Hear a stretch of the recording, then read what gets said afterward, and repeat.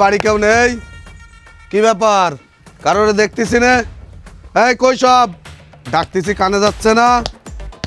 কি হয়েছে ভাই? বাইরে এসো, কথা আছে। কি হয়েছে ভাই, কাকে চাচ্ছেন? এই ঘরে থাকে কারা? এই ঘরের লোকজন তো দেখতেছি না। ঘরে তো আমরাই থাকি ভাই, কেন কি হয়েছে? কিছু হয়নি। এই ঘরে কি তুমি একাই থাকো নাকি তোমার সাথে আর কেউ থাকে? না ভাই, আমি থাকি আর আমার আব্বা থাকে আর আমার ছোট একটা বাচ্চা থাকে। তো তোমার আব্বা কই? তোমার আব্বারে ডাক দাও, তোমার আব্বার সাথে আমাদের কথা আছে। আব্বার সাথে কি কথা কবেন আমারে কোন? তুমি মেয়ে মানুষ, তোমার কাছে কি কব? তোমার আব্বারে ডাক দাও। ও ভাই, আব্বা তো বাড়ি নেই, আব্বা কাজে গেছে। কি কবেন আমারে কোন? একবার বললাম না তোমারে বলা যাবে না? তোমার বাপেরে ডাকতে বলেছি, তোমার বাপেরে ডাকো, যা বলার তার সঙ্গেই বলবো। তোমরা কারা বাবা?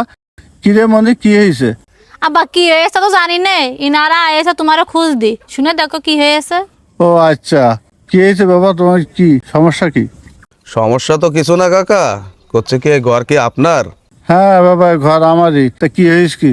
করছে কি কাকা, এই ঘর তো আপনার সাইডে দিতে হবে, এই ঘরে তো আর থাকা যাবে না। কেন বাপ, এই ঘর আমার সাইড দিতে হবে কেন? এই ঘর সাইড দিলে আমি যাবো ওখানে বাপ? কাকা, আপনি কনে যাবেন সেটা তো আর আমরা করতে পারি না। এই ঘর এখন আপনার, আমরা কইছি ছাড়ে দিতে হবে।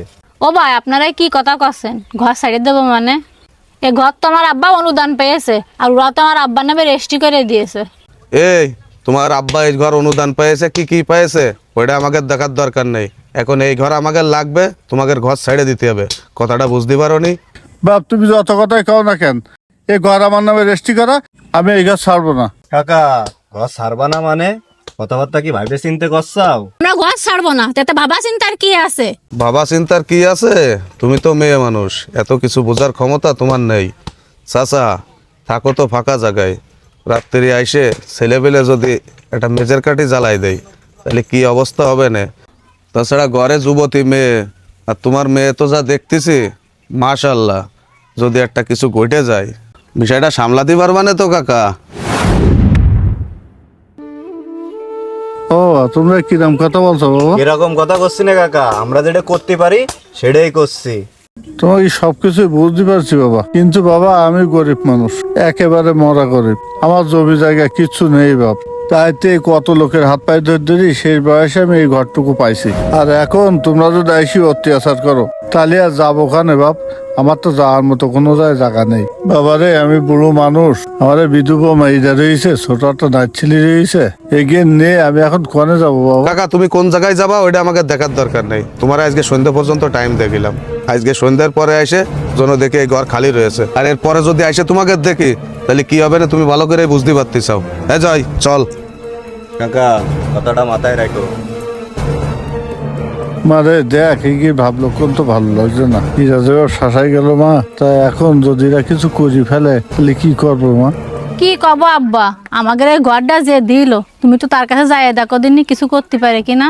তুমি যার কাছে যাইত করছো সেটা এখন এলাকায় নেই। ও, পাশের বাড়ি কাকি বলতিল এই এলাকায় সালিশ বেসার এখন নাকি রায়হান ভাই করে। তুমি কি একটু রায়হান ভাইয়ের কাছে যাই দেখবা, সে আমাদের জন্য কিছু করতে পারে কিনা? হ্যাঁ মা, তুই ভালো কথা কয়েছিস, দেখি আমি রায়নের কাছে যাবানি। তাহলে তুমি এক কাজ করো, এখন যাও রায়হান ভাইয়ের কাছে ঘুরে আসো। আচ্ছা ঠিক আছে, যা মা, তুই ঘরে যা, আমি রায়নের কাছে যাচ্ছি। হ্যাঁ রিয়াজ। জি ভাই। ব্যবসা বাণিজ্যের কি অবস্থা? কোনো কিছু তো ঠিক মতো পাচ্ছি নে, সব কিছু তো এলোমেলো। কি দেখি অবস্থা তোমাদের? ভাই এলোমেলোর কি আছে, আপনি যারা যে দায়িত্ব দিয়েছেন সে তো ঠিক মতোই সে দায়িত্ব পালন করতেছে। দায়িত্ব কিরম পালন করতেছে? কারোর তো কোনো খোঁজ খবর নেই। দুটোর এসে সকালবেলা একটা জায়গা পাঠালাম, ওই দুটোরও কোনো খোঁজ খবর নেই। এইভাবে যদি তোমরা চলতে থাকো তাহলে তো 2 দিন পরে এলাকায় কেউ আমার আর মূল্যায়ন করবে না। ভাই যে কি কর না, আপনারে মূল্যায়ন করবে না এটা কোনো কথা হলে? এই এলাকায় এমন কারো বুকি পাটা আছে যে আপনার উপরে কথা বলবে? আসসালামু আলাইকুম। ওয়ালাইকুম আসসালাম। চাচা, আমার এইখানে কি হয়েছে বলেন? কি আর বলবো বাবা, একটা বিপদে পড়ে আপনার কাছে আইছি। বাবা, আপনি তো জানেন আমার এই গুচ্ছু গ্রামে একটা ঘর দিল, সেই ঘরে বসবাস করি।